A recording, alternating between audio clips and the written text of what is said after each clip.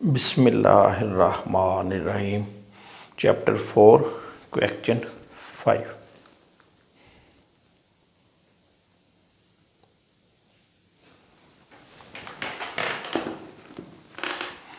Requirement है record the above transactions in journal.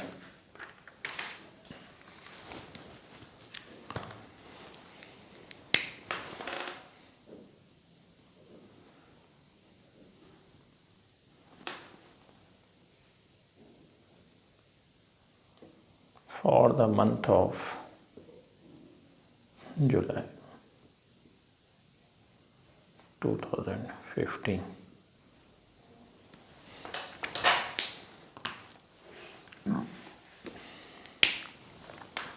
date,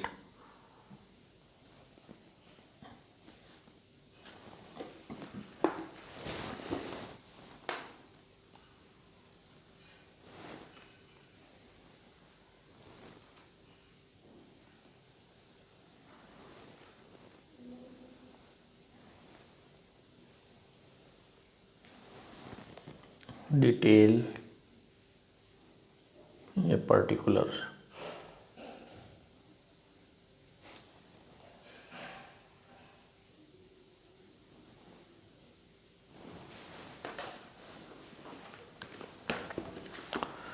Umar started business with a capital of rupees 74,000। Umar जो है कारोबार शुरू कर रहा है, उसी वही बिज़नेस का ओनर होगा। उसने बिज़नेस स्टार्ट किया 74,000। तो क्या हुआ, बिज़नेस में कैश आ गया। देखिए जुलाई 1 आने वाली चीज़ डेबिट, रियल अकाउंट। और ये जो पैसा है उमर ने बिज़नेस में लगाया है, ये बिज़नेस को लोन के तौर पर दिया। हम पढ़ चुके हैं कि बिज़नेस अलग है, सेपरेट एंटिटी, ओनर अलग है। ओनर जो भी बिज़नेस में पैसा लगाया है उसको हम लोन ट्रीट करते हैं। तो जब लोन लिया जाता है तो लोन देने वाले का नाम लिख लेते हैं हम, ताकि कोई गलत फहमी ना हो फ्यूचर में कि कितने पैसे लगाए थे, या ज़्यादा बंदों से भी लोन लिया जा सकता है तो कन्फ्यूजन ना हो। तो फिर हम क्या करेंगे, ओनर का नाम लिख लेंगे, इधर लिखेंगे कैपिटल। ओनर का नाम वैसे तो उमर है, वो तो उसका रियल नेम है। ये जो कैपिटल है ये हमारी अकाउंटिंग की लैंग्वेज में उसका नाम है।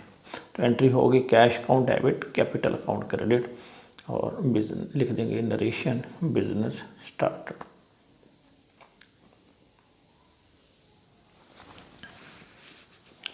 $74,000।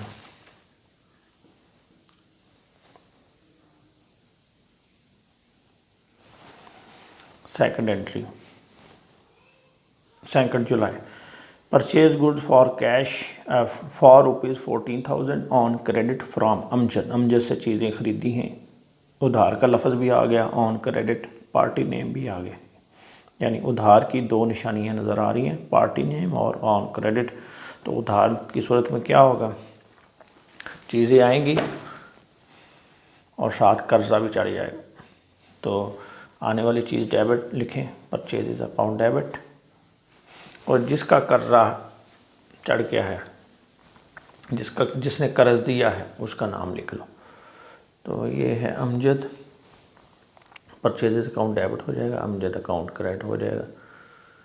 परचेज जो है ये रियल अकाउंट है। रियल अकाउंट का रूल कहता है आने वाली चीज़ डेबिट, जाने वाली क्रेडिट। यहाँ ये अप्लाई हो गया। अमजद पर्सनल अकाउंट है। पर्सनल अकाउंट का रूल है कि लेने वाले का नाम डेबिट और देने वाले का नाम क्रेडिट। हमें ये चीज़ें किसने प्रोवाइड की हैं, अमजद ने। हमने अमजद का नाम लिख लिया, इधर लिख लें परचेज्ड गुड्स।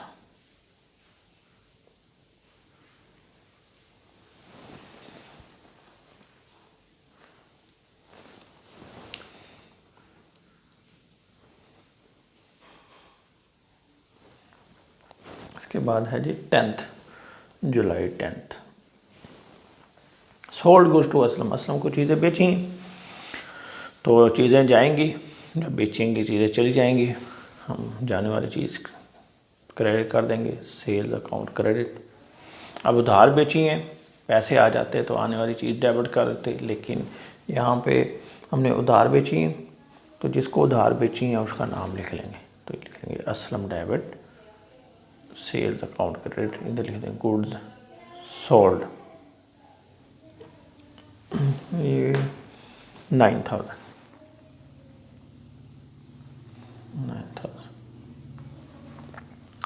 असलम जो है पर्सनल अकाउंट है, सेल्स जो है ये आपका रियल अकाउंट है कि इसमें चीज़ें जा रही हैं फिज़िकली, आप देख भी रहे हैं। तो अब क्या करेंगे आप, इसमें तो रियल अकाउंट का लगा देंगे, आने वाली चीज़ डेबिट, जाने वाली क्रेडिट। असलम आपका पर्सनल अकाउंट है, लेने वाले का नाम डेबिट, देने वाले का नाम क्रेडिट। ये चीज़ें कौन ले रहा है, उधार असलम ले रहा है, तो इसलिए हमने इसका नाम डेबिट कर दिया, Aslam account debit sale credit. 14 जुलाई, cash given to Amjad ₹13,800 and receive discount ₹200। हमने अमजद से पैसे लिए, सॉरी दिए हैं, यहाँ पे कैश गिवन टू अमजद। पहले देखें अमजद जो है इससे हमारी क्या डील हुई है या लेन देन क्या हुआ। ये देखें इस एंट्री में हमने अमजद से चीज़ें उधार खरीदी, उसके हमने पैसे दिए। अब पैसे कितने देने थे, 14,000, लेकिन दिए कितने हैं, 13,800। इसका मतलब हमें 200 और देने थे, लेकिन उसने आगे मेंशन कर दिया कि 200 रुपये हमें डिस्काउंट मिल गया, यानी उसने हमें छोड़ दिए। तो इसका मतलब ये है कि खाता नील हो गया। अमजद के जितने पैसे हमने देने थे वो सारे दे दिए। हालांकि हमने 200 रुपये कम है, लेकिन वो राज़ी हो गया, उसने कहा चलो 200 मैं तुम्हें छोड़ दूँगा। अब ऐसे सिचुएशन में क्या करते हैं कि जब खाता नील करना हो, अकाउंटिंग में कटिंग नहीं होती, किसी चीज़ को कम करना हो, किसी चीज़ को बढ़ाना हो, तो उसका तरीका ये होता है कि अगर वो चीज़ डेबिट है, इसको अगर बढ़ाना है तो क्या करेंगे, एक दफ़ा और डेबिट कर देंगे तो वो बढ़ जाएगा, इंक्रीज़ हो जाएगी। अगर एक चीज़ डेबिट है उसको कम करना है तो क्या करें, इसको क्रेडिट कर दें तो ये फिर कम हो जाएगी। यानी ये समझ लें कि जो डेबिट होता है ये प्लस है, क्रेडिट जो है ये माइनस है। तो अगर आप एक चीज़ को कम करना चाहते हैं तो उसके अपोजिट कर दें, डेबिट है क्रेडिट कर दें, वो कम हो जाएगी। अगर वो क्रेडिट है उसको डेबिट कर दें तो वो कम हो जाएगी। अगर दोनों को बढ़ाना है, डेबिट है तो उसको एक दफ़ा डेबिट कर दो, अगर वो चीज़ क्रेडिट है तो उसको एक दफ़ा क्रेडिट कर दो, तो वो जो है ना क्रेडिट वो बढ़ जाएगी। यानी ये डेबिट प्लस ये प्लस हो जाएंगी, क्रेडिट माइनस है, क्रेडिट माइनस है, माइनस माइनस भी प्लस हो जाएंगी। इसी तरह अगर अपोजिट है, यानी एक डेबिट है और एक क्रेडिट है, तो प्लस माइनस माइनस हो जाएंगे। ये चीज़ आपने आगे याद रखनी है। हमेशा इसी तरीके के मुताबिक चलेंगे कि चीज़ों को, किसी भी अकाउंट को बढ़ाने के लिए या उसको कम करने के लिए हम उसकी एंट्री का सहारा लेंगे, उसको या डेबिट करेंगे या हम उसको क्रेडिट करेंगे। अब देखें अमजद जो है इसके हमने पैसे देने हैं 14,000 रुपये। अब हमने इसको 13,800 दे दिए, 200 उसने हमें छोड़ दिए, तो इसका मतलब खाता नील करना है। तो नील कैसे करेंगे, ये जितने से क्रेडिट है उतने से इसको डेबिट कर दें। Amjad account debit 14,000। अब हुआ क्या कि हमने इसको पैसे कितने दिए हैं, पैसे जा रहे हैं, अमजद पर्सनल अकाउंट है, कैश जो है ये आपका रियल अकाउंट है, तो कैश जा रहा है 13,800। अब देखें दोनों साइडें बराबर नहीं हो रही, तो वो बराबर इसलिए नहीं हो रही कि अमजद ने हमें कहा कि 200 रुपये मैं तुम्हें छोड़ दूंगा। वो जो पैसे छोड़ देता है, जो अगली पार्टी सप्लायर, वो हमारी इनकम होती है, तो हम इधर लिख देंगे इनकम हमेशा क्रेडिट होती है।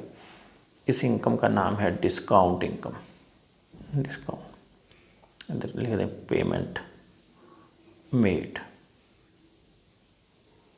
फिर इसको देखते हैं एक दफ़ा, अमजद पर्सनल अकाउंट है, इसको हम पैसे दे रहे हैं, रिसीव कर रहा है, तो क्या होता है, पर्सनल अकाउंट का रूल कहता है कि लेने वाले का नाम डेबिट, हमने इसका नाम डेबिट कर दिया। अब 14,000 से क्यों किया, वो इसलिए किया क्योंकि उसने हमें बता दिया है कि हमने उसको फुल पेमेंट कर दी, 13,800 दे दिया और 200 उसने छोड़ दिया, तो इसका मतलब इसका खाता नील करना है। दूसरी वजह इसको डेबिट करने की ये भी है कि जब हम किसी को पैसे देते हैं तो जो हमारा कर्ज है कम हो जाता है। तो कर्ज कम करने का तरीका क्या है कि इस पार्टी का नाम हमने क्रेडिट किया हुआ है, तो इसको अगर कम करना है तो इसको आप क्या करो, डेबिट कर दो, तो वो कम हो जाएगा। अब इस सूरत में भी पूरे पैसे दे दिए तो नील हो गया है। अगर आप थोड़े पैसे देते तो ये क्रेडिट था, ये डेबिट था, तो उतना फिर माइनस हो जाता। और कैश रियल अकाउंट है, आने वाली चीज़ डेबिट, जाने वाली क्रेडिट। ये आपका क्या हो गया, कैश जा रहा है तो हमने इसको क्रेडिट कर दिया। और जो डिस्काउंट है ये आपकी इनकम है। इनकम का रूल है कि जो जितने भी एक्सपेंसेस होंगे वो डेबिट होते हैं, इनकम हमेशा क्रेडिट होती है। ये आपका नॉमिनल अकाउंट, यानी इस एंट्री के अंदर ये जो एंट्री है इसमें तीनों रूल अप्लाई हुए। यहाँ पे पर्सनल अकाउंट अप्लाई हुआ, यहाँ पे रियल अकाउंट अप्लाई हुआ, यहाँ पे आपका नॉमिनल अकाउंट अप्लाई हुआ। तीनों रूल एक ही एंट्री में अप्लाई होगा। इसके बाद लास्ट एंट्री है रिसीव्ड कैश। रिसीव्ड कैश, तो क्या करेंगे, जितना कैश रिसीव किया है वो लिख लेंगे। कैश रिसीव किया है हमने असलम से 8800, लिखिए 8800, और जिसने पैसे दिए हैं उसका नाम लिख लो, असलम क्रेडिट। और यहाँ ये भी देखें, पहले पीछे थोड़े से देख लिया करें कि जो पैसे दे रहा है वो क्यों दे रहा है, वो आपको पीछे से पता चलेगा। ये देखें, असलम को हमने यहाँ पर चीज़ें उधार बेची हैं, Aslam debit sales account credit, हमने उससे 9,000 रुपये लेना, तो उसने उसमें से क्या किया, 8800 हमें दे दी। तो हम क्या करेंगे, अब ये देखें ये डेबिट है, अब हमने इसका खाता कम करना है। यहाँ देखें हमने इसका नाम क्रेडिट कर दिया। दोनों लॉजिकली भी आपको समझ आ रही है कि खाता अगर कम करना, कोई पैसे देता है तो हम क्या करते हैं, उसके खाते को कम करते हैं। तो यहाँ पे अगर वो डेबिट है तो फिर इसको क्रेडिट होना चाहिए, ये तो लॉजिक होगी। अब रूल कहता है कि लेने वाले का नाम डेबिट और देने वाले का नाम क्रेडिट। तो असलम हमें पैसे दे रहा है, इस वजह से हमने असलम का नाम क्रेडिट कर दिया। अब आगे पढ़ते हैं एंट्री को। Received cash from Aslam 8800 in full settlement of account. Full settlement of account समझिए ज़रा। फुल सेटलमेंट में का मतलब होता है क्लियर कर देना, तय कर देना या मामला ख़त्म कर देना। फुल सेटलमेंट सारे का सारा आपने अपना खाता सेटल कर दिया। इसका क्या मतलब है कि आपके खाते में जितने पैसे लिखे हुए थे, किसी से लेने थे या किसी के देने थे, उसको फुल सेटल करने का मतलब यह है कि सारे मिल गए या सारे दे दिए, खाता ज़ीरो। अब हमने असलम का खाता ज़ीरो करना है। अब खाते में तो लिखे हुए हैं 9,000, तो नीले तो ऐसे ही होगा ना कि जितने से ये डेबिट है उतने से ही क्रेडिट करें। तो हम इसका खाता सेटल करके देखते हैं। यहाँ पे मैं लिख देता हूँ 9,000, खाता सेटल हो गया। फुल सेटलमेंट, फुल का मैंने पूरा सेटलमेंट मैंने क्लियरेंस, खाता फुल क्लियर कर दी। अब बराबर नहीं हो रहे, बराबर क्यों नहीं हो रहे, अब आपको समझ आ गई होगी कि हमने उसे कहा था असलम से कि तुम हमें 9,000 ना दो, तुम हमें 8800 दे दो। अगर तुम 8800 दे दोगे हम तुम्हारा खाता सेटल कर देंगे, क्लियर कर देंगे, ज़ीरो कर देंगे। वो मान गया, उसने हमें क्या किया, कैश दे दिया 8800, हमने उसका खाता क्लियर कर दिया। लेकिन अब हमारी बराबर इसलिए नहीं हो रही कि हम खुद माने हैं 200 रुपये हमने छोड़ दिया, और इसको कहते हैं डिस्काउंट। डिस्काउंट लिया भी जा सकता है, डिस्काउंट दिया भी जा सकता है, और ये हमारी इनकम थी, ये ऊपर वाले इसमें ये हमें डिस्काउंट मिला था और ये डिस्काउंट हम दे रहे हैं, तो ये हमारा एक्सपेंस है। तो एक्सपेंस जितने भी होते हैं वो डेबिट होते हैं। ऑटोमेटिकली क्या होगा, आपकी एंट्री खुद ही आपको गाइड कर देगी कि आप इसको कहाँ लिखें। इधर देखें, इधर शॉर्ट हो गया था क्रेडिट में, ये जो है इनकम की वजह से, और इधर शॉर्ट हो गया था ये एक्सपेंस की वजह से। इधर आप लिख दें कैश रिसीव्ड, पेमेंट रिसीव्ड लिख दें, पेमेंट रिसीव्ड। ये आपकी एंट्री कंप्लीट हो गई। अब इस एंट्री को भी देखें ज़रा, इसमें भी आपके तीनों जो रूल हैं वो अप्लाई हुए। कैश जो है ये आपका रियल अकाउंट है, इस पर रियल अकाउंट का वो लगा फार्मूला, रूल लगा डेबिट क्रेडिट का। डिस्काउंट जो है ये आपका नॉमिनल अकाउंट है, एक्सपेंसेस वाला रूल लगा, एक्सपेंसेस हमेशा डेबिट होते हैं, इनकम हमेशा क्रेडिट होती है। और जो तीसरा था ये आपका पर्सनल अकाउंट था, इसमें पर्सनल अकाउंट वाला जो है रूल लगा। उम्मीद है आपको ये क्वेश्चन समझ आ गया होगा।